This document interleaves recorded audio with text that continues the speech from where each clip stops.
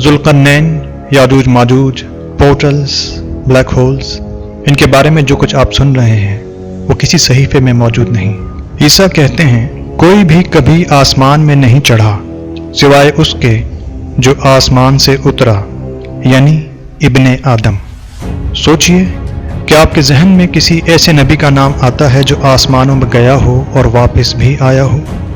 इदरीस, इलियास, ईसा, ये सब आसमानों में उठाए गए लेकिन वापस नहीं आए। सहीफों में आपको एक ही नाम मिलेगा जो आसमानों में गया और वापस आया, और वो नाम है मुहम्मद। जहाँ तक ईसा की बात है तो वो इब्ने आदम नहीं, इब्ने हव्वा हैं।